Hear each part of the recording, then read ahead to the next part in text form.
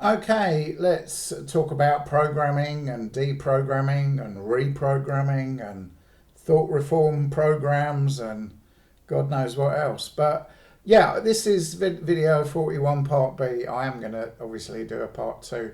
Um, yeah, I mean, for thousands of years, people have been figuring out ways to use other people, right? Master, slave. It's been going on for thousands of years. I mean, there's some pretty shocking things that go on planet Earth. You know, humans exploiting humans. The deeper you dig, the darker it gets. Now, if you're living in the Hamptons and you're sitting in your garden and you're enjoying a nice little pina colada and a nice cucumber sandwich and maybe watching the NFL on the TV or whatever, you might not see everything that's going on in the whole wide world. You know, some rich people actually get involved with charities, and they sort of travel the world and they see a bit, and you know, it can be quite eye-opening. And a lot of rich people do a lot of good stuff. Yeah, of course. But cults, not so much. The thing is, cults always use other people to do the bidding, supposedly of God, or, you know, I mean, you've got cults that want to sign people up for a 1 billion-year contract, you know, and yet there's loads of psychology books for free, you know, and you can learn what you need to learn for free. You don't have to be part of a cult to read the Bible. You know, why would you have to give 10% of your life and 100% of your time, you know, into a group where you can read the Bible for yourself? You know, now you could say, well, is the Bible itself a thought reform program? In a way, absolutely. You know, but it's how you interpret it. It is thought reform, but it's not cult brainwashing. And the Bible actually warns you about cult brainwashing. People who come in his name. Look at all this, that and the other that we've done.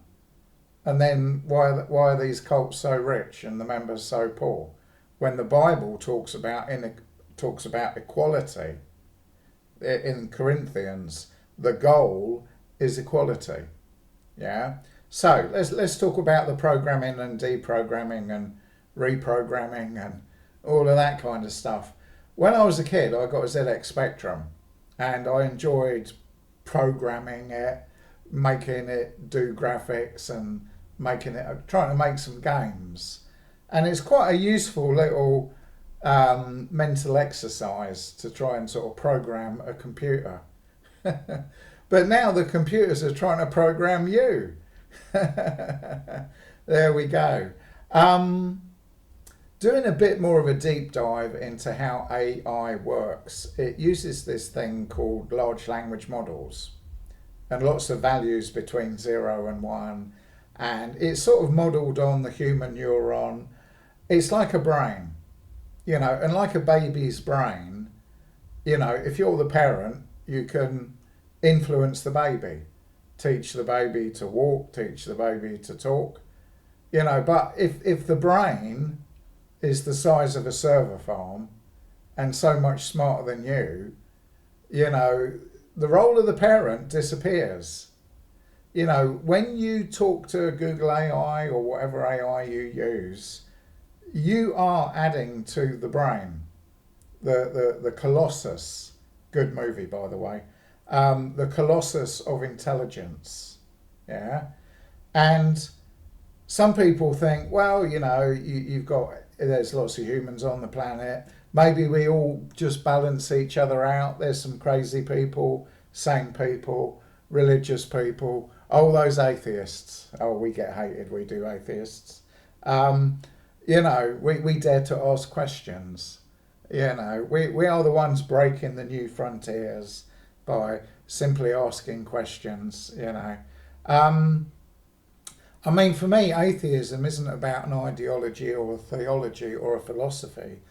It is really about breaking the ice constantly of where we're at how have our beliefs manifested society, and maybe we need to break some old ideas and put some new ideas in. You know, I don't defend any ideology or any kind of belief. I question everything. You know, that is who I've become, not religious, where when I was religious, I didn't question anything, really. It's like you trust the man behind the pulpit because you trust God put that man behind the pulpit. And then the bubble bursts. Oh, God didn't put him there. The devil put him there. And then, there's no devil either. It's just the worst aspects of human nature. You know, and on we go. But, you know, people know how to program other people. I learned how to program the ZX Spectrum. You know, I didn't have a guilty conscience. Oh, I wonder how it feels about me making these computer games. Oh, you know, maybe it doesn't like me writing a karate game or a boxing. Maybe it wants me to just make programs that draw pretty flowers. Stepford Wives. You know, but we're at a day and age where it's not these little 8-bit computers, whether you had a Commodore 64 or whatever, you know, or you're younger and you've had newer computers, you know. This is a sort of message to the geeks, you know, whether you're 16 years old or 60 years old, right? The things we program now are smarter than us, and now they're programming us. You know, it's full cycle, right? But because these things don't have a moral compass, or do they? You know, who is controlling these machines? Well, it's the large corporates. So the large corporates have a large corporate ideology. It's all about making money. It's like when you put a businessman in to becoming a president. Yeah, it all falls apart, doesn't it? I mean, would you really want Elon Musk to rule the world? I always look at Elon Musk and I think, yeah, he's a genius in so many ways, obviously. But you look at Elon Musk and you kind of think, yeah, something odd about him, isn't it? He's a bit odd, isn't he? Maybe that's why his relationships haven't necessarily gone that well. I don't know, he's a genius in some ways and thick as two bloody planks in other ways. I think a lot of us are like that. You might be very good with your wife and your family, but you can't get a job. You know, or you might be very good at work and yet your relationships are absolutely bloody hopeless. You know, we sort of need each other to balance each other out, really. You know, I mean, I'm not married, but I wish I had been. I wish I had been married. I wish I had kids, but, you know, I was in the cult. I didn't earn a wife, you know, in the Kit McKean cult. I wasn't good enough to get you've earned a wife now. You know, I guess maybe that made me more of a geek, which explains a lot. But, you know, it's this programming and reprogramming and deprogramming. And as I said in other videos, it's all about control. Yeah, it's all about control. Now, some people who tend to be richer and more powerful, their desire for control is unhealthy. Yeah, it's unhealthy control. It's abuse. You know, physical abuse, mental abuse, exploitation. So where is this let's balance things out again? It's not there. We've made ourselves redundant, right, with technology, you know, and there is no balance. You know, the locus of control and what is feeding your brain and influencing you is more and more machines.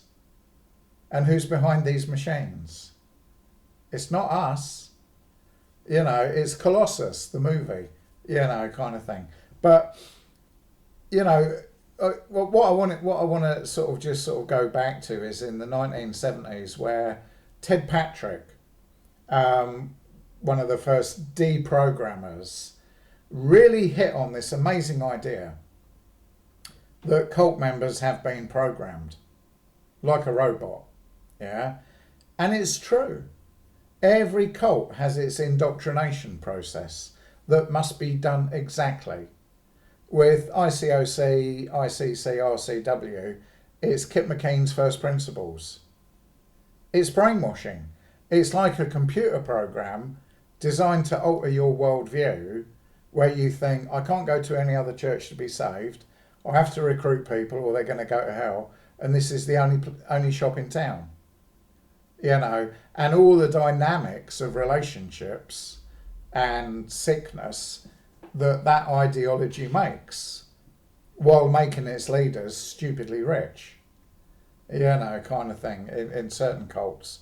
But you have to realise you have been programmed.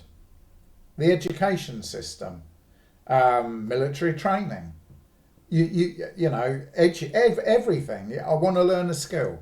I want to learn how to become, I don't know, a bricklayer. You've got to learn how to become a bricklayer. You have been programmed to become a bricklayer. But you know that you're being taught and you want to be a bricklayer and you want to make money, feed your wife and kids or whatever, that you're not going into it blind, thinking, oh, right, I'm going to go on a course to learn bricklaying, and then suddenly I'm going to have to recruit people, everyone, to become a bricklayer, and the world is a concrete jungle, or we're all dead. You know, if you're not a bricklayer, you're dead, and your existence means nothing. You know, where am I going with this? You know, I was an unpaid cult member. That's bonkers. So cults expect you to work for the lost world. They're not going to pay you. They expect you to pay them. That dynamic, if you put it on the whole of America or the whole of Europe or whatever, how would that function? That you would literally not be human anymore. You would be a slave to a machine, like the movie 1984, stuff like that, you know. And people were frightened of this stuff hundreds of years ago. People had nightmares about tractors and combine harvesters, and the tools are taken over. And now, rather than get a safe balance, you know, in a cult, a person isn't worth anything apart from to their peers. You know, in the corporate world, they throw money at you. Yeah, 6-figure salary, 7-figure salary, if you're a genius. But what if you're not a genius? What if you can't get a job? What if you're too old to change your skill set? You know, and you're competing about overpopulation. You know, I mean, I've been looking at getting jobs in IT, but I can't because there's all these Indian people and Japanese people have taken all the jobs. And they'll work 14 hours a day. And I think, that's no bloody... You know, what the hell is happening? Everybody is being turned into a slave or turned into a robot, brainwashed from birth, like what Robert J. Lifton talks about, thought reform in communist China. He wrote a book about it, about brainwashing. And yet, I can't get a job because these brainwashed people will... That's their whole life. I see them on the bus. They get to the office at like 7 o'clock. They leave the office at 7 o'clock. What happened to unions? They don't exist in some parts of the world. I've got a friend who's a bus driver. I says, you know, you do realise one day you'll be replaced by a robot, a self-driving bus. You know.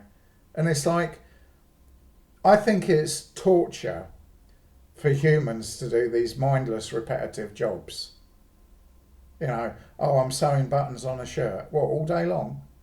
That's fucking bloody mindless. But if that's your whole life, you are a fucking robot. You know, I mean, seriously. This is not what life should be about. Yeah, otherwise you're just a mindless robot. You're not even conscious. But your corporate masters and your cult masters would love that.